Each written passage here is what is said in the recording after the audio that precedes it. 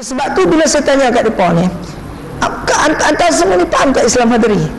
Saya ada tahu yang perjakim tuan-tuan, di antara hak dibasuh ni Islam Hadari oleh sebab Jabatan Mufti. Oleh sebab tu saya kata kat kawan-kawan, hampa tanya apa antara semua faham tak Islam Hadari? Aku pun tak faham.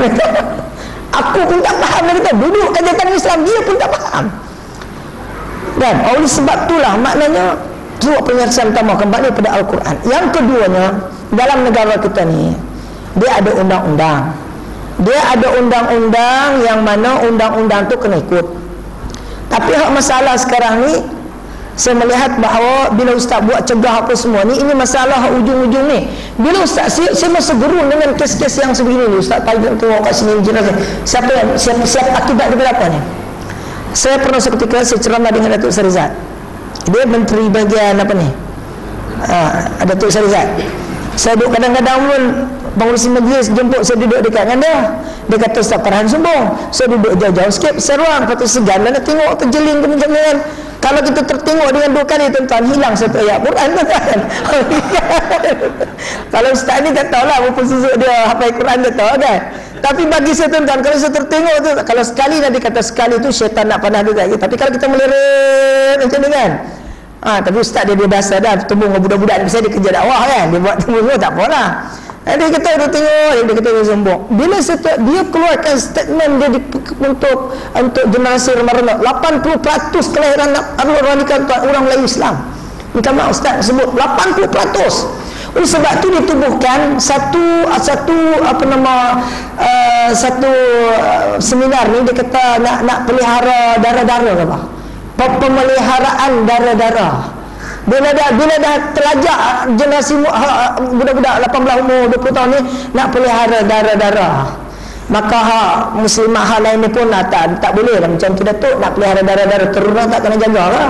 Maka dia lancar pula teruna pun kena buat juga ni tak. Tengok, dia nak cari kokok lain selain daripada Quran, tak ada cara lain. Sama sekali kembali Al-Quran. Fa in tanaza'tum fi syai'in farduhu ila Allah war Rasul. Itu pertama. Yang kedua, peranan menteri-menteri yang memegang portfolio masing-masing ni, dia kena buat sesuatu lah. Pertama sekali Datuk, hak bagian pelancongan penyiaran ni saya pegang. Hak benda-benda siaran-siaran ni janganlah terlampau Hollywood sangat. Walaupun hang minat Bollywood, artis Shahrukan apa semua ni, kan? Film-film ganas ni janganlah dia ambil banyak sangat. Kemudian siapa hak pegang permit judi apa semua, kemusukan apa benda ni, kita tengok kalau lalu dekat Salam untuk apa dekat jalan daripada Rahawi tuan-tuan, kasbet jenis taut tu kilang terbesar di ASEAN dengan mana? Kilang terbesar tuan-tuan di ASEAN. Siapa bagi benda tu, walaupun benda tu menguntungkan kepada negara tapi ada kesan. Hak pop ni, siapa hak bagi permit kepada kelab-kelab malam, hak tempat-tempat diskon, siapa? Hak ustaz-ustaz pergi semua. Siapa bagi permit? Siapa pegang betul-betul bahagian tu? Oleh sebab tu, kalau orang ni dia tidak ada fikrah pada agama, tidak ada fikrah dakwah, tidak ada fikrah Islam, dia lagi buat semua. Itu jadi macam ni. Jadi ustaz dia bersungguh nak cegah macam ni. Hak puak ni pula dia bagi pula begitu. Oh, payah tuan-tuan. Sehingga kan saya terkejut satu ketika dulu seorang pemimpin kita, pemimpin tinggi dalam negara kita, dia tak pernah jumpa pengharaman arak judi dalam Quran. La ilaha illallah. Macam mana gitu? Tak jumpa. Pasal apa dia berguru dengan hak penulis utama dalam utusan tu? Seorang ulama besar dalam utusan, dia kata mana tudung ni tak wajib. Dia kata kita tengok dia mengaji mana tuan-tuan. Dia ni mengaji mana? Hak ulama dalam utusan tak perlu sebut. Dia mengaji kat mana? Tak buka ke Quran, faham sangat tentang Al-Quran dari segi ilmu badi, dari segi mantik, dari segi ulama, dari segi syarab dia. Kalau alim sangat, kenapa tak terjemah Al-Quran? Buka dalam surah An-Nur 18 ayat 30. Buka. Ayat tu jelas. Tu pakai tudung. Kata Abdullah bin Mas'ud, itu adalah hukum qat'i dalam Al-Quranul Karim.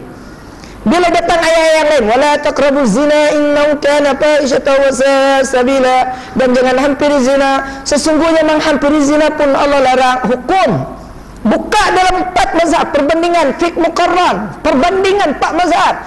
Qaul ulama al-Syafi'i, baik qaul qadim dia ketika dia berada di Baghdad, di Iraq, dan qaul jadi ketika di Mesir. Buka dalam fiqh Syafi'i pun kena selesai. pick up Imam Malik, Abu Hanifah dan sebagainya, hak kecil-kecil, empat yang terbesar ni kita buka. Seluruh ulama bila didatangkan la wala taqrabuz zina, la di situ adalah la nahi larangan yang diwujud, maka kena ikut. Datang ayat Al-Quran, ya ayyuhalladzina amanu innamal khamru wal maisiru wal ansab wal azlam rijsun min amali syaitan fastanibuhu la'allakum tuflihun, dalam surah Al-Maidah ayat 90. Datang hukum, wahai orang-orang yang beriman, sungguhnya arak, judi, bertemu nasib tu, menyebutkan tu berhala, merupakan perbuatan syaitan, hendaklah kamu jauhi. Bukan termasuk orang-orang yang berjaya. Tidak ada khilaf di kalangan ulama 4 mazhab tentang pengharaman, benda tak ada khilaf. Cari kau lain, hadis-hadis yang kokoh membolehkan ke apa. Ini kadang-kadang segeram ustaz-ustaz yang adalah UMNO ni. Betul kan? Nak ambil hujah mana? Ambil lah Quran, kan ambil Quran. Saya bekas misioneri. Hatta dulu tuan-tuan, kami daripada bekas misioneri, kalau tak ada undang-undang, saya tak bawa kitab Bible hari ni. Kalau tidak ada undang-undang dalam kitab kami pun taat pada Quran. Kalau negara disebut negara Islam laksanakan Al-Quran. Orang tanya kat saya ceramah kepada orang-orang hak bukan Islam. Saya buat program di Pulau Ketam untuk orang Cina, buat program terang asli di Bahau, di Serting, di Kuala Lipis, di Kelantan, di Gua Musang. Kita buat untuk orang Siam. Kan, saya pergi balik ke Sarawak tu buat dusun Kadazan, Murut di sana, pergi ke Sarawak buat Dayak di Kapit dan sebagainya. Kita bertemu dengan orang bukan Islam ni. Bila dia tanya saya, dia kata, macam mana Ustaz? Seorang lelaki Islam, seorang Melayu, seorang lelaki Islam, seorang bukan Islam. Bila dia berzina. Bila dia berzina dan sambil kesalahan, nak bicara mana? Dia kata, adakah nak bicara dalam mahkamah, kalau negara-negara Islam, nak bicara dalam mahkamah syariah ke ambil sibil? Macam mana tuan-tuan nak jawab? Siapa boleh jawab? Saya bagi RM50. Kalau tak ada duit, Ustaz bagi RM50. Boleh tak tuan-tuan? Seorang Islam ni, lelaki, berzina dengan perempuan bukan Islam. Macam mana nak buat? Nak ambil sibil ke nak ambil syariah? Pertama sekali kita kena tengok. Penyelesaian dia, kalau kita tengok pertama sekali, kita kena tanya dia, kesalahan dia tu ada tak dalam Injil? Ada tak undang-undang dalam Injil? Kalau tak ada, dia duduk dalam negara Islam, dia tu kategori apa dia ni? Kafir zimmi ke kafir harbi? Negara kita ni, orang bukan Islam ni, bukan kafir harbi yang pergi di perang, tak, dia kafir zimmi.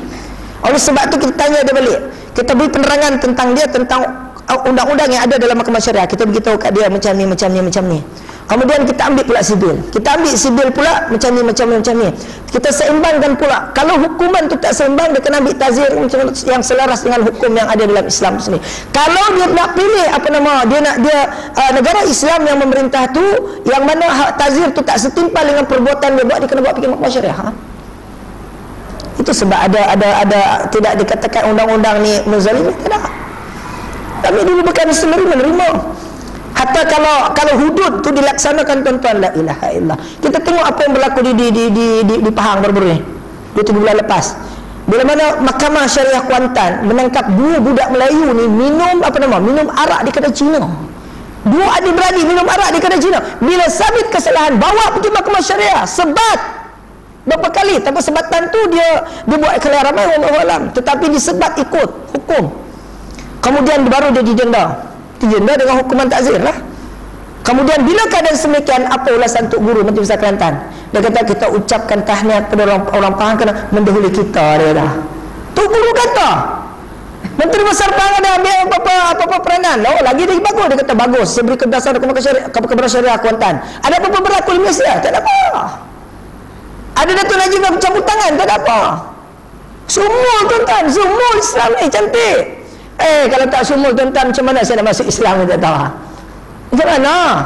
Tapi yang pelik bin ajaib tu Ustaz, masalah saya ni, minta maaf Ustaz, masalah saya hari ni nak berdakwah, saya dah Islamkan lebih kurang 1000 orang tuan-tuan, termasuk ayah saya. Orang Cina, orang Filipin, orang India, apa semua termasuk di Islam ni. Hatta kalau saya Islam pun jais tak ada apa. Bila bawa budak tu kat sana, Ustaz Anwar Taha, Ustaz kawan-kawan saya di jais, semua terima. Ustaz Parada dan Ustaz Pahan tu dia kasih Islam terus, bagi kad. Oleh sebab tu halangan saya hari ni bukan orang bukan Islam ni. Halangan saya segelintir di kalangan orang Islam sendiri tu yang tak sukung Quran ni tuan-tuan. La ilaha illallah. Tu Ustaz kata makan bubur lambuk tu. Kan?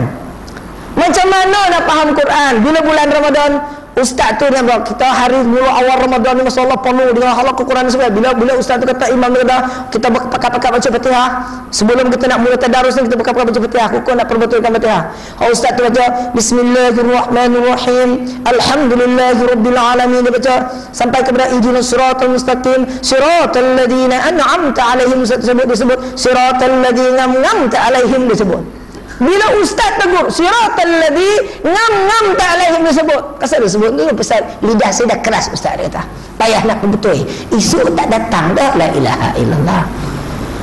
Itu peringkat pertama, nak baca tu dengan tajuk peringkat pertama. Peringkat kedua pula nak memahami pula, nak terjemah pula. Kalau tak faham dan pingin ulama nak beramal pun, nak menghayati pula, nak perundangkan Quran tu satu hal pula. Janganlah faham Islam tu setakat nak sembahyang, zakat, puasa, haji. Nak pergi haji pula, nak pergi Mekah, duduk kat Madinah 3-4 hari. Nak beli Quran, baldu-baldu ada Quran tu. Kemudian sembahyang rodah dah, ziarah makam Nabi sebelah kiri tu, ziarah Nabi dah. Kemudian pergi Mekah pula, beri pula baldu Quran tu dia. Al-Quran tu banyak berjilid di rumah. Tapi sayang habuk dia hinggap dengan habuk-habuk kutub semua. Ada beri Quran tadi tu bukan untuk dibaca, untuk diamal di hati, jadi perhiasan kat rumah. Ini jadi problem dia. Ada yang penting sekali pengusi seluruh umat Islam kena kembali pada Al-Quran. Pada nanti sampai bawa-bawa sampai kepada rakyat biasa kena kembali pada Al-Quran. Kalau tak reti kena mengaji.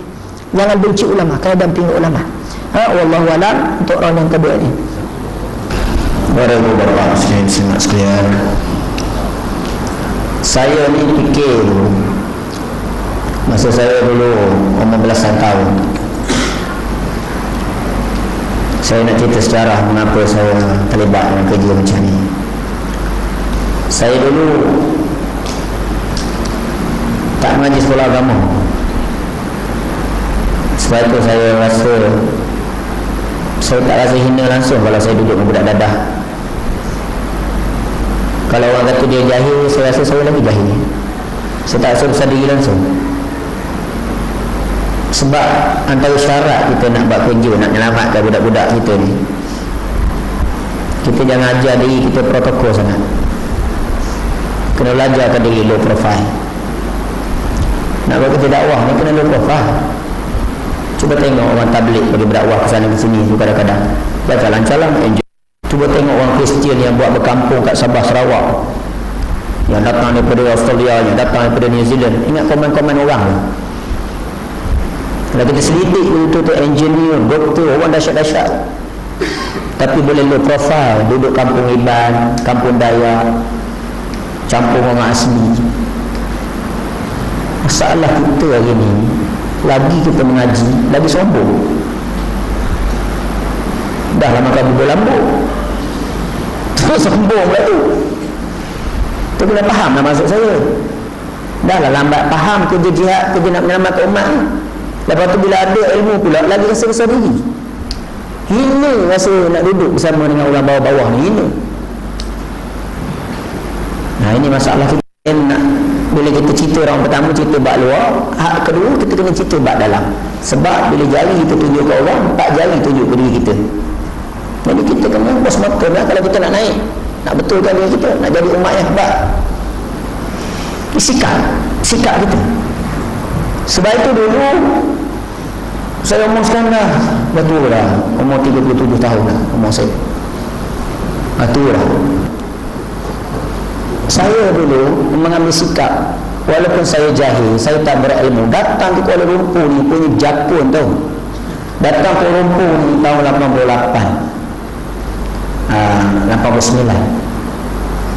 Datang ke Kuala Lumpur ni nak nyemberang jalan, dekat 2 jam tak lepas nak nyemberang jalan.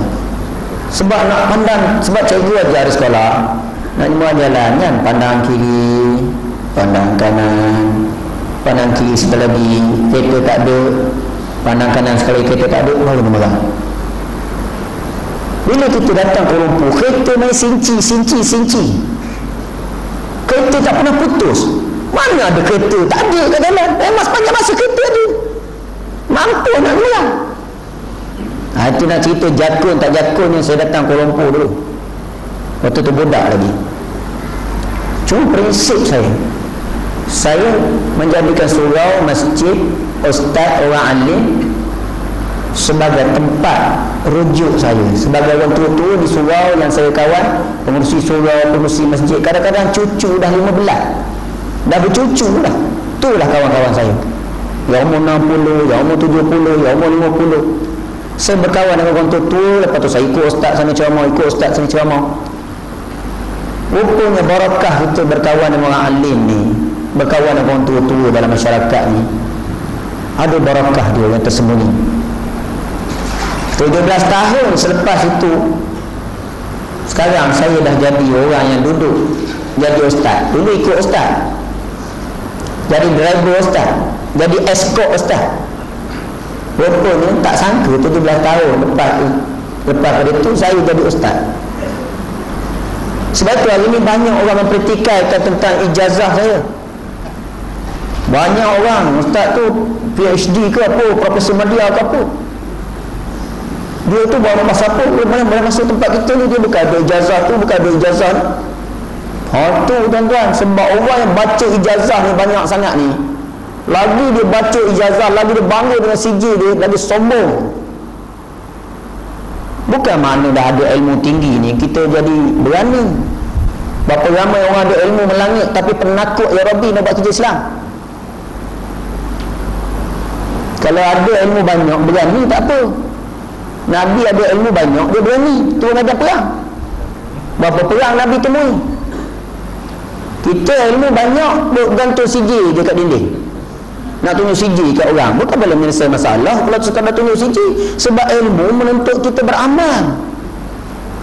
Berapa ramai orang ilmu menggunung tetapi keyakinan dia terlalu sikit. Saya pernah jumpa dengan orang tak sebutlah jemaah mana, tapi saya kata dia nak punya motor. Saya kisah situ, tak punya motor kita mati, rotek mati, lesen mati, tak ada. Oh, dia nak pergi ceramah dia tu, ustaz, mana nak punya motor hantar syekh, anak nak pergi ceramah dengan sahabat, berdua orang pula tu. Dia kata motor tak ada lesen. Allah syekh, ini dunia semua syekh. Lesen ni dunia pula, dunia punya cerita. Allah ada syekh, Allah yakin pada Allah. Kita pun tengok, Masya Allah, tahap keyakinan dia hebatnya. Kita pun Alhamdulillah, ambillah motor, naik dua tu. Dah lah lesen tak ada, rotek tak ada, naik dua lagi. Tiba-tiba Tuhan nak uji. Tiba tengah jalan, polis roadblock. Tiba roadblock, ya Allah, ya Allah ni. Jadi dia jadi terkedu, tahu tak? Nak jalan ke tidak, jadi motor tu nak mati daripada poli. Peluh jantan berkeluar mengalir selalu. Habis dah, kena sama lesen rotek 300, confirm dah. Kena pula rotek 600, habis dah. Turutlah aku kena kali ni. Tah mana Allah, tah mana ayat wa may yattaqillah, tah mana laqad ja'akum, tah mana terbang. Tu dia. Polis berdatang. Ada apa rasa? Motor rosak ke biasa tolong tolak. Polis bukan nak saman, tolong tolak nak bagi duit ni motor. Tapi peluh jantan dia keluar bukan main dia. Pembohong. Sebab itu saya kata, kita ni nak tahu ilmu kita ni, Allah Ta'ala sebut ahasiban nas ayyutraku ayyakulu amanna wa hum la yuftanun. Adakah manusia itu menyangka bahawa mereka akan dikira beriman di sisi Allah? Wa hum la yuftanun, sedangkan mereka belum lagi diuji, kata Allah. Wa laqad fatanna allazina min qablihim, sesungguhnya Allah Ta'ala telah menguji orang-orang yang nak mengikut Nabi, orang-orang yang sebelum kamu. Tuhan dah uji. Bila dah uji, fala ya'lamannallahu allazina sadaqu, maka terbuktilah di sisi Allah siapa yang sadaqu, orang yang benar-benar mengotorkan cakap dia, mengotorkan kepercayaan dia, mengotorkan ilmu dia bila kena uji. Wala ya'lamannal kazibin, dan siapa yang pembohong, pendusta, cakap dia lebih, buat takut, penakut. Tuan-tuan, Islam bukannya ilmu lawak dan jenaka. Islam bukan ilmu dongeng-dongeng. Islam bukan ilmu yang kita nak bangga sebagaimana kita bangga dengan siji yang kita dapat kat dunia, bukan. Sebab itulah khalifah Islam tak ada siji, tuan-tuan. Amirul Mukminin Sayyidina Umar Al-Khattab radhiyallahu anhu yang kita sebut nanti sembahyang tarawih nanti, tak ada siji, tuan-tuan. Siji dia bunuh anak dia, tanah anak dia hidup, penggal kepala orang, tu siji dia. Tapi jadi Amirul Mukminin, jadi khalifah yang adil. Bukan setakat dia, malah cucu dia Khalifah Umar Abdul Aziz antara khalifah yang hebat. Kerana dia menjadi pemimpin atas, dia menjadi pemimpin bawah. Sehingga orang Yahudi datang nak jumpa Amirul Mukminin. Mana Amirul Mukminin? Khalifah nak jumpa. Sekali orang bawa tengok Amirul Mukminin tengah tidur kat bawah pokok kurma. Lepak seorang. Pengawal tak ada, apa tak ada. Orang kata, mana Amirul Mukminin, aku nak jumpa ni khalifah ni. Padahal itulah kat bawah pokok. Apa ni? Ini macam khaddam dia, macam hamba dia duduk kat macam ni. Kalau inilah dia Islam, orang Yahudi tengok ini dia khalifah Islam. Kita lihat bahawa dalam agama kami sebelum ini, orang-orang yang besar-besar ni nak jumpa payah, siap pengawal, konteks STC kerja, SUK, SU sektor dia, STC politik dia pun buat appointment nak jumpa. Sebab itu saya, walaupun penawar saya pun menteri juga, saya tak pergi jumpa, payah nak jumpa, susah. Saya dah tahu dah. Lepas tu bila berjumpa kan cakap banyak, kerja tak buat pun. Kalau cakap-cakap nak ngulur fulus, tahan juga. Ni cakap liur je dia cerita, buat apa? Buat masa aku ya. Baik aku pergi suruh masjid ceramah, tahan je tuan-tuan boleh ulur-ulur suruh RM1, RM2, dapat juga kita nak biayai program. Buat masa je menteri ni. Kalau saya tahulah sebab saya kerja kerajaan yang doktor perintah, saya kerja kerajaan yang ulama perintah. Jadi rahsia tu dulu dalam poket saya. Doktor perintah kat sini, ulama perintah kat Terengganu. Saya kahwin dengan orang Kelantan, Pulau Melaka. Jadi rahsia Tok Guru, pemerintahan Tok Guru, kelemahan dalaman pemerintahan Tok Guru ada dalam poket saya. Kelemahan doktor, lagilah lambok dalam ni.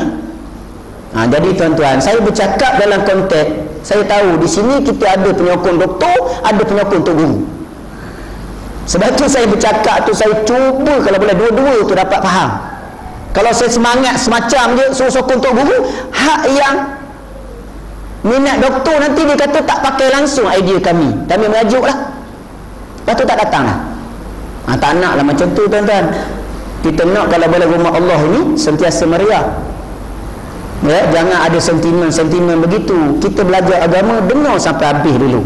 Kadang-kadang kita dengar baru sikit, tetapi kan silap faham, kita dah kata ustaz tu garang sangat, kita cabut lagi dulu, padahal benda kita tak diberi penjelasan yang betul, kita silap faham. Jadi sebab itu saya dulu ni 18 SG Ghana, saya bela budak-budak lulusan daripada penjara Kajang, penjara Pudu, Henry Jeni, Pusat Serenti, Geng 18, Geng 21, gangster tu macam apa tadi, bonzer, kata pukul, lanon tarbus. Mak bapak dah tak lagi nak bela dah, tolong ustaz, kami dah nak campak ke laut dah, kami tak ngaku anak dah. Itu yang kita selamatkan, itu yang kita pulihkan. Bukan senang. Sebab itu saya buktikan nak berdakwah ni, saya tak bukti dengan hanya percakapan. Sebab itu tahun 90 awal dulu memang saya kerja memburu ilmu, pergi ngaji sana, belajar situ, pergi orang alim sana, pergi orang alim sini. Tapi lepas pada tu saya kata, banyak sangat ni belajar ilmu mesyuarat, lepas mesyuarat, sampai nak buat qiyamul lail pun sampai 3 ke 4 kali mesyuarat pula dah. Apa cerita ni? Lepas tu tangguh pula, bila kita nak buat program ni buat mesyuarat aja. Tu tuan-tuan. Jadi dari lepas bincang seminar, jadi kertas kerja dah bertimbul dah, kertas tu dah kerja, orang tak kerja. Jadi ini masalah. Jadi bila kita tengok dia, saya pun terkejut bila Allah sebut. Saya dengar sahabat-sahabat baca, Tok Guru kita baca, ya ayyuhallazina amanu lima taquluna ma la taf'alun kabura maqtan 'indallahi an taqulu ma la taf'alun. Wahai orang beriman, jangan kamu cakap benda yang kamu tak buat. Semangat nak agama itu semua ada semangat belaka, tapi kita buat ke tidak? Semangat nak tengok wujud negara Islam, kita nak belaka tapi kita buat kerja dan nak tegakkan negara Islam. Semangat nak tengok mungkar maksiat berleluasa depan mata ni, semua semangat nak hapuskan belaka tapi kita buat kerja tak nak menghapuskan mungkar. Selamat nak tengok anak-anak kita jadi anak soleh, kita selamatkan anak-anak yang berkeliaran ni, yang nak dibahang oleh musuh-musuh ni, yang nak dimurtadkan ni, kita buat ke tidak usaha menyelamatkan. Ini masalah. Bila saya tengok macam tu, kita berabadun syarat bila nak turun medan, bila nak buat kerja ni. Sedangkan ayat ketiga selepas daripada itu baru Allah menyebutkan innallaha yuhibbul ladzina yuqatiluna fi sabilihi saffan ka'annahum bunyanun marsus. Sesungguhnya Allah amat gembira, amat suka melihat hamba-hambanya berjuang pada jalan Allah dalam keadaan saf yang tersusun rapi seperti batu-batu yang tersusun pada tembok yang kukuh. Jadi nak dapatkan Allah Ta'ala innallaha yuhibbul ladzi tu kena buat dulu lima takununa ma la taf'alu. Jadi sebab itu saya berat daripada banyak sangat berseminar ni, banyak sangat buat bercakap ni, kerja tak buat, saya berat. Tahun 95 saya ambil 5 tahun untuk masa saya belajar 10 tahun 85 sampai 95. Lepas pada tu 95 saya pun tengok generasi muda-muda semakin teruk, lagi dadah semakin berlambak. Akhirnya saya pun pergi ke Indonesia, tengok pondok-pondok pesantren sana macam mana cara tu untuk guru buat rawatan, merawat budak-budak. Betulan Pak Mentua saya disebut Bernang Kiai yang dah mengobat sejak tahun 60-an lagi, merawat macam-macam sakit. Jadi saya pun kami pun tubuhkan sebuah pusat rawatan untuk merawat penagih-penagih dada, gangster, kaki pukul, budak-budak degil lelaki ni. Jadi kita tubuhkan pusat rawatan Darul Islah di Sabah Bernam. 5 tahun saya jadi pengarah sana. Itu sejarah tu. Jadi saya buat kerja dah sejak 95. Saya dah mula buat kerja, mengorok langkah buat kerja. Sebab nak merealisasi 10 tahun saya belajar. Ilmu tu dia kena buat. Baru nak tahu ilmu tu jadi tak jadi. Mama kata yakin tu tadi, yakin je lah, bukan boleh nak saman pun. Bila lagi nak baca ayat waja'anna min baini aidihim saddan wa min khalfihim saddan fa'aghshaynahum fahum la yubsirun. Muah ke muka tu. Kalau polis tu jenis rasuah, confirm insya-Allah dia tak nampak, tapi jangan polis orang alim tahu, polis yang jenis sembahyang. Mampu kau. Saya dah beratus, saya 10 tahun pakai lesen agung. Tahu tak bawa kereta? 10 tahun. Bukan sikit-sikit masa. Beratus orang blok jumpa. Baca je lah. Furus. Dia tahan juga. Kita bagi lesen. Tapi lesen motosikal. Bawa kereta. Bawa lesen motosikal. B2 dah mati 3 tahun. Bagi dia. Mami tu baca lah. Dia belik. Apa dia tu? Dia lah. Tak nampak dia. Memang kaki bandar rasuah. Jadi kita tak heran benda-benda tu. Sebab itulah yang beri lesen kepada saya, yang beri saya sampai saya dapat buat lesen kereta ni tuan-tuan, oleh Bukit Aman. Oleh Bukit Aman bagi duit kat saya. Ustaz tolonglah buat lesen. Janganlah tak buat lesen, bahaya nanti kalau kemalangan.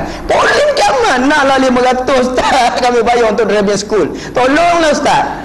Oleh Bukit Aman semua aku buat lesen. Tak pelik punya cerita. Sebab dulu polis dia tangkap saya cara kurang ajar 50 orang dengan rifle tangkap saya. Dia ingat saya ni dia al-maunah dia kan. Bila saya dah lanyak 60 hari dan macam-macam dia buat kat saya, tiba-tiba masuk kali ke-40 hantu-hantu dia mengganggu camp. Dengan hantu bertaring macam-macam, tangan berbulu macam kengkong, pegang mangga, polis lentar pekang lagi. Polis pun takut. Ingat ada pistol berani. Banduan-banduan dah ketakutan. Lepas pada tu masing-masing datang polis minta, Ustaz tolonglah pagar tempat kami, tolonglah keluarkan jin-jin. Ghostbuster. Saya jadi Ghostbuster. Jangan main-main. Bukit Aman, Batu Cantonment, Ghostbuster. Tanyalah polis Bukit Aman kalau saya menipu. Lepas tu polis-polis pun kalau jumpa special perangai yang kecil-kecil ni dia tak faham, pergi jumpa Bukit Aman dia faham. Ya, ada polis jumpa baru ni, polis Bukit Aman, dia kata saya kenal Ustaz Masisi. Saya dulu masa anak saya degil, saya minta ubat dengan Ustaz. Anak saya elok lah dia kata. Tu ada polis Ahmad Bukit Aman kenang. Jadi lepas saya pindahkan jin-jin tu dengan izin Allah, riuh satu camp, kata dah jin tak ada, syaitan dah tak ada apa semua. Masing-masing pun semua capai air mineral. Pergi jadi kau ustaz, tolonglah ustaz, ya. Anak saya degil betul, saya dah belasah dah tegur dah ustaz, tapi memang dia melawan juga ustaz, tolonglah baca ke apa-apa ustaz. Saya datang salah ustaz, tolonglah bini saya ustaz, dia curang dengan saya ustaz, dia main lelaki lain, macam-macam. Soal ustaz, tunang saya lagi dah macam-macam, penuh ayu. Jadi bomo besar aku kat dalam. Bila kita kenang kembali, dia tangkap aku dulu dengan 50 orang dengan rifle tala kat anak terajam pintu. Inilah masa aku balas dendam. Ya, aku ludah Helio. Ludah Helio penuh botol ni, padatnya muka kau. Kalau ikut hati lah. Tapi bila kenal Rasulullah SAW, bila menakluk kota Mekah, Nabi maafkan, ampunkan orang yang pernah baling tai unta kat dia, orang yang pernah buat nanya kat Nabi, Nabi maafkan. Dan sebab itu kita nak ikut Nabi ni tak tergamuk nak balas dendam. Lepas tu boleh raihkan saya keluar, minta ampun, silap kami tangkap ustaz. Siap raihkan saya buat majlis khas untuk keluar. Siap bagi duit ustaz, tolonglah buat lesen. Janganlah tak buat lesen. Itu dapat buat lesen tu. Bukan saya nak buat lesen, tapi boleh bukan amal suruh buat lesen. Nak buat macam mana? Ilmu saya ni 20 orang pegawai yang lulusan KGB, CIA, Mossad, yang lanyak saya siang dan malam, racun saya, lanyak saya macam Anwar tu juga. Tapi Allah tu maha kaya. Allah lah yang besar, bukan saya yang besar. Allah yang hebat, bukan saya yang hebat. Jadi saya pun mengubat dari kat 15 tahun dah tuan-tuan. Merawat macam-macam orang kena sihir. Ni pun berentak lagi orang kena sihir. Macam-macam pelajar universiti. Jadi masuk tahun 98 saya dah mula kena kes murtad. Budak-budak Melayu, budak pelajar Tisda yang murtad, saya terpaksa selamat, campur tangan dengan Jais. Budak UPM murtad, saya kena diselamatkan. Budak UKM murtad, jadi saya terpaksa pergi campur tangan. Banyak kes murtad yang Jais tak berani selamatkan, so saya pergi selamatkan. Bila kita pergi selamatkan kes murtad inilah, maka pihak WAO, Women Aid Organization, networking Kristen, telah mengadu kepada menteri untuk menyaman saya kerana saya katanya lesen untuk saya buat kerja tu bukan bidang saya. Sebab saya berdaftar dengan KDN, Kementerian Dalam Negeri, bawa agensi dadah kebangsaan, tapi saya dah masuk lain menyelamatkan budak murtad. Ini kes agama, ini kes lain, ini kes welfare.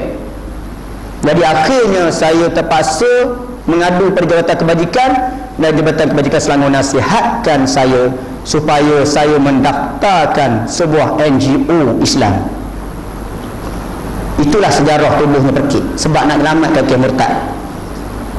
Jadi kalau kita berdaftar di bawah pusat jagaan saja, pusat rawatan tak cukup nak fight dengan Kristian, sebab dia orang ada NGO, badan-badan dia orang. Malaysia care lah apa, macam-macam benda, dia punya networking dia.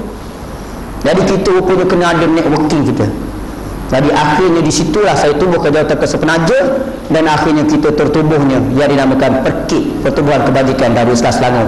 Itulah asalnya. Lepas pada tu 3 tahun kerajaan Terengganu panggil saya pula, sebab walaupun Terengganu dah menang, kita dah memerintah, ulama dah memerintah, tapi bak nak training orang 18 SG ni tuan-tuan, banyak ustaz penakut, minta maaf cakap. Bukan semua orang balik Universiti Azhar berani nak train budak-budak lulusan penjara 18 SG. Takut kena gulai. Tahu kena gulai? Pernah tengok dah pusat serenti Merusuh? Pernah tengok? Pernah tengok dah pusat serenti Merusuh? Kalau saya nak cerita pusat serenti Merusuh, senang. Kawan saya komandan pusat serenti Dengke. Bila saya melawat pusat serenti dulu di Dengke, komandan tu dengan bangganya bercakap, saya sebagai komandan dekat sini, kaki tangan saya ramai. Saya sekarang ustaz pakai, tengok kereta yang terbaru saya, kereta saya baru beli ni, perdana. Masa tu perdana keluar tengah top perdana. Mentang-mentang aku bawa kapcai kereta buruk, dia tunjuk perdana. Kurang asam punya pegawai. Tu nak cerita. Ni nak cerita betul-betul ni, kisah benar ni. Lepas pada tu, bila kemudian beberapa minggu kemudian tiba-tiba berlaku rusuhan. 7 blok kena bakar hangus. 1.5 juta habis. Termasuk pondok pengawal kena. Water cannon datang, water cannon dibelasah oleh budak-budak merusuh. Padahal budak remaja baru 13 tahun hingga 23 tahun tu remaja, tetapi ganas di pusat serenti Dengke. Jadi akhirnya tiba-tiba dah gugang-gugang dah. Lepas tu tiba-tiba saya dapat satu panggilan telefon. Ustaz Mas Rezki ke ni? Ya, saya ni. Tak kenal ke saya? Saya kan daripada baru kita jumpa bulan lepas. Saya kata, ini tuan ke? Iyalah tuan. Kat mana sekarang ni? Saya kat Kuala Selangor. Pasal apa tukar ke Selangor? Saya dah kena tukar dah. Lepas kes ni pihak atas hentam saya begini. Saya dah kena tukar ke Jabatan Kebajikan Masyarakat. Kena duduk dekat Kuala Selangor dah. Tak duduk dah kat tu. Dia kena reject dah. Jadi apa masalah telefon saya? Tolonglah Ustaz, saya nak berubat. Pasal apa nak berubat? Otak saya dah tak apa betul. Sebab lepas berlaku camp tu, budak-budak merusuh pihak atasan hentam saya dah separuh gila. Otak saya tak betul. Tolonglah rawat saya Ustaz. Tuan-tuan, saya biasa menerima pesakit budak yang nak berubat. Yang ini komandan camp yang nak berubat. Tuan-tuan nampak tak? Cakap besar. Kereta buruk je aku, perdana. Saya buat untuk kerajaan Terengganu elok 8 bulan, 6 bulan kerja, tak ada jawatan, tak ada gaji, berkorban untuk membangunkan, nak melihat kepimpinan ulama tertegak, nak melihat institusi rawatan Islam tertegak. Kita tahu kerajaan Terengganu duit tak ada, kita pergi tolong. Duduk dalam hutan tempat rimau berbahan lembu 8 ekor. Polis pun kata berani Ustaz masuk, kami pun tak berani. Sebab bila dia buat kem motivasi, budak histeria turun sungai semua. Kita pergi masuk dalam hutan. Akhirnya kita buat rawatan, buat telaga Ashifa, buat begini. 8 bulan saya minta guru agama daripada yang balik Azhar, Mesir, balik Syariah. 8 bulan saya minta, seorang pun tak berani turun. Tanya ada tak ilmu ke tidak. Kalau saya duduk situ apa keistimewaan, ada rumah ke, apa keistimewaan, allowance apa saya dapat. Macam-macam tanya tu. Ada nyamuk ke tidak. Macam-macam. Akhirnya saya duduk. Itulah. Tapi bila benda dah terkenal tuan-tuan, Warta Darul Iman pun dah keluar, benda pun dah dapat nama, mulalah peruntukan pun datang 200,000. Masing-masing pun datang. Dia tu bukan orang kita, dia tu tak ada ijazah, dia tu bukan itu, bukan ni. Tahu-tahu sebulan lebih saya kena pecat. Saya pun tak tahu kena buang daripada Terengganu. Faham tak? Ni orang Kupiah ni kerja. Minta maaf cakap, ini penyakit orang mukmin yang dengki, musuh yang ketujuh. Tu kena faham. Jadi saya ni dah kena kencing. Kalau istilah gangster, kena kencing. Faham tak? Dah 3-4 kali dah Nabi kata orang Islam takkan jatuh pada lubang yang sama untuk kedua kali. Tapi aku dah 3 kali kena kencing. Dari sebab itu saya buat ambil prinsip, baik saya bergerak sendiri. Lebih baik bila bekerja sendiri ni, penat, usaha kita dapat puas hati. Usaha kita sendiri, bukan kita pijak kepala dia orang, kita peralat dia orang. Sebab banyak sangat orang mengambil sikap hari ni, pijak kepala orang untuk naik. Apa tu namanya? Memperalatkan orang untuk kepentingan diri. Orang politik cukup suka memperalatkan orang. Sebab itu kalau saya baik dengan Datuk Nur Omar, saya baik dengan Syarizat, banyak projek juga saya dapat. Tetapi tuan-tuan, buat apalah saya buat baik, modul Islam tak boleh berjalan, saya jadi tukar hangguk kepala. Minta maaf. Sebab modul Islam nak jalan, dia kena merdeka. Kita nak mengubat orang, ikhlas. Kita tak ada nak mengubat tanya berapa nilai air, nanti kan berapa saya bayar, tak ada. Orang yang datang berubat dengan saya, kita tak pernah cerita tentang duit, kita tak pernah cerita. Yang datang berubat dengan saya, baru tadi datang, mengandung 9 bulan. Baru lagi yang datang, itu hari yang tak 2 bulan lepas, pelajar darjah 5, dia rogok oleh bapak dia sendiri sejak 3 tahun. Pelajar perempuan tu ada kat rumah saya sebagai pelindungan. Tu anak-anak murid saya semua mangsa-mangsa rogol. Tadi pun ada saukih mangsa rogol datang, dia rogol oleh indun dalam semak kat Keramat. Sekarang dah mengandung 6 bulan. Bapak dah sebaru gila datang jumpa saya tadi, mak dah sebaru gila. Ini orang-orang yang kita rawat. Ini yang keluar dalam surat khabar ni, yang keluar dalam surat khabar front page ni, muka depan ni, Metro Ahad. Dalam Mastika pun ada, dalam majalah Al-Islam pun ada. Banyak artikel saya, termasuk media terkini pun ada, muka depan. Jadi nak cerita kita buat perkhidmatan dalam diam-diam saja cukup. Tak payahlah kita gempar-gempar sangat. Biarlah orang nak tuduh saya ni biru ke, saya ni topi ke, saya ni apa, lantaklah orang tuduh. Yang penting kita buat kerja sebab kita dah ada pengajaran, pengalaman. Jadi ini ilmu yang kita guna. Jadi bila kita merawat saja kita tak cukup. Sebab kita tengok dekat luar sana maksiat banyak. Jadi mencegah lebih baik daripada mengubat. Maka kerja mencegah munkar kita kena buat juga. Bukan kerja amal ma'ruf, kerja memulih saja kita kena buat. Bukan hanya kerja mendidik buat tahfiz saja, tapi kerja nak menyelamatkan budak tahfiz kita daripada pengaruh yang nak merosot ke ni. Sebagaimana kewajipan kita bukan hanya beri benih yang baik, tanam benih yang baik saja supaya pokok subur, siram baju dan sebagainya, tetapi nak buat pagar, nak menjaga ancaman musuh, nak makhluk perosok yang nak menjahannamkan makanan kita, tanaman kita, wajib kita jaga. Sebab itulah ta'muru nabil ma'ruf wa tanhauna 'anil munkar tu diganding tuan-tuan. Tuan-tuan bela anak tapi tuan-tuan tak jaga musuh-musuh yang nak bahang anak tuan-tuan. Tak boleh. Sebagaimana sayur kita tanam benih yang baik, baju yang baik, tapi kita tak jaga serangga perosok yang nak rosakkan tanaman kita. Jadi sebab itu tuan-tuan, kerja ni kerja serentak. Sebab itu saya mengambil sikap kena turun padang. Sebab itu kita memimpin, alhamdulillah, satu gelombang dari 300 orang. Dan sekarang ni dengan izin Allah dah ada orang bagi tanah kat saya 4 ekar. InsyaAllah tahun depan ni saya akan jalan projek saya. InsyaAllah Perkit akan ada satu base training camp untuk memberi latihan, prevention, motivasi, pemulihan, rawatan untuk anak-anak sekolah kita yang degil, yang bermasalah, ya apa, ada tempat untuk kita buat base camp training. Dan ada perkampungan rawatan untuk rawatan jangka masa panjang. Kerja saya buat klinik untuk program berkala dan buat hospital untuk duduk tempoh lama dalam rawatan. Itulah kerja saya. Semoga saya mati besok, kalau tak jadi tok guru yang ilmu hebat-hebat, boleh buat pondok besar-besar. Saya dapat buat yang kecil-kecil macam ni pun syukurlah. Itulah yang termampu. Mudah-mudahan Nabi kata barang siapa yang melepaskan kesusahan seorang hamba di dunia, maka Allah akan melepaskan kesusahan dia di akhirat besok. Kita bukanlah amal soleh yang banyak, semayang kita bukan banyak, baca Quran kita bukan banyak, zikir kita bukan banyak, sedekah kita bukan banyak. Kita bukanlah orang yang mampu nak buat amal ibadah macam orang dulu-dulu. Semayang pun macam patuk ayam kita. Ya, dah dekat bulan Ramadan pun kita bukannya boleh lama-lama nak tadarus. Sekejap aja ambil syarat. Ya. Nak baca Quran pun tak boleh lama-lama, tu imam sakit lutut. Ya, tak macam orang dulu semalaman kadang tidur sejam je. Puasa pun gitu. Tok guru saya kat Indonesia, bila saya pergi, tok guru saya yang ada di Sabak Penang, kita selidik dia, amalan dia, Masya Allah, tidur kadang sejam je pagi, baca Quran, wirid. Kemudiannya puasa sampai 5 tahun puasa direct. Tu segi Indonesia dulu jumpa orang pondok-pondok, tengok rambut panjang-panjang. Saya kata apa tenaga dadah banyak sangat belajar kat pondok ni, rambut panjang. Rupanya bila kita tanya-tanya, Masya Allah, puasa 2 tahun 3 tahun puasa, bukannya puasa bulan Ramadan, 2 tahun 3 tahun puasa, tak makan nasi, makan gandum je.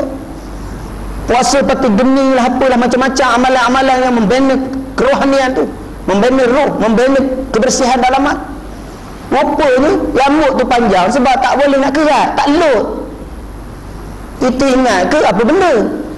Yang kita faham di sini rambut panjang penaga dadah. Itu tuan-tuan, sebab nak dapat ilmu-ilmu kerohanian yang tinggi ni, maka amalan-amalan kita kena tinggi. Kita kena jaga makanan. Sebab tu kita di sana, kalau saya nak makan, saya beli tempat orang beli ikan. Kalau nak pergi kambing, kita pergi tempat orang beli kambing, kita sembelih sendiri kambing, kita sendiri bawa. Ayam pun gitu juga, kami pergi ke tempat beli farm, beli ayam kat sana, kami sembelih sendiri. Nak beri makan tetamu datang. Ini kita amal soleh macam mana pun, tiba-tiba pergi kat pasar tu, sayur tu kita beli tu, faham tak berapa kali dia siram dengan lagi khinsir. Bukan saya racun, bukan saya racun kata tak beli sayur, tetapi banyak sayur-sayur yang Cina bawa. Tuan-tuan pernah pergi tengok tak dia buat dekat mana, dekat tempat-tempat sayur tu, benda dia siram. Kadang-kadang nak besar kat sebiji kobis tu. Kadang-kadang ayam yang sampai kepada kita tu confirm dah halalnya, pergi tengok dekat sembelih kat pasar borong. Kadang-kadang bangla yang sembelih tu pun pakai sebuah pendek, lempar ayam, tak tahu benda yang sampai kat kita bersih belaka. Tuan-tuan boleh confirm tak benda yang sampai kepada kita tu halal? Tak ada tuan-tuan. Betul denda soseh babi. Dulu orang Arkam buat soseh, bunuh Arkam, padan muka, dapatlah. Yang pergi bunuh orang Arkam nak berniaga, nak buat soseh yang halal, nak buat sosnya halal, nak buat minyak halal, pergi bunuh, habis semua, mati kan. Sekarang ni dapatlah bala. Buat kena kepada orang sesama mukmin. Nyoba ni Cina buat lagi sosis. Dia mengeluh sosis babi. Itu tuan-tuan, sebab kita sendiri tu, bila ada orang Islam dah buat kerja, maka wa ta'awanu 'alal birri wat taqwa. Kita kutuk hina. Kita dah lah tak buat kerja tu. Kita tak turun medan bantu, kita kutuk lagi member. Ustaz tu aku dengar habis dah. Dia tu habis dah, pakai topi dah, habis dah. Tak pakai sudan dah. Oh, dia kutuk lagi tu. Sampai ke Perlis, sampai ke Pulau Pinang, sampai ke Rata dia janji cerita tu. Apa benda yang dia buat ni? Reti mengata je lah, kerja tak buat. Jadi sebab itu tuan-tuan, saya mengajar jabatan kerajaan yang saya pergi. Kalau tuan-tuan pergi dengan jabatan kerajaan, jabatan polis semua, polis takkan respect kepada kita tuan-tuan kalau kita hanya bercakap. Tapi polis akan respect. Berapa banyak budak yang kamu rawat, berapa banyak budak yang kamu taubatkan, berapa banyak ustaz buat program, dia respect kepada kerja. Sebab jabatan dia melaksanakan kerja.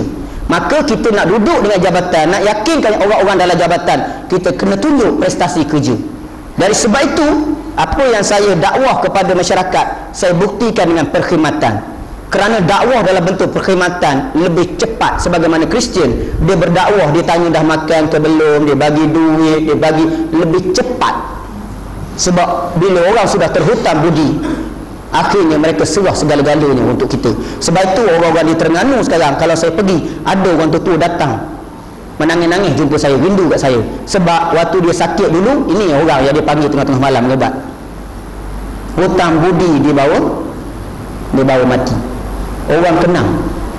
Inilah kerja kita. Sebab itu nak menambah hati orang, tambahlah dengan kita berbudi, menolong orang. Cara ini lebih berjaya. Dan ini yang digunakan oleh Kristian, daripada cara kita menghukum, mengata, kita tak jenguk ke dia, tapi hukuman dah sampai, kata dah sampai, menimbulkan rasa benci orang, jijik kepada Islam.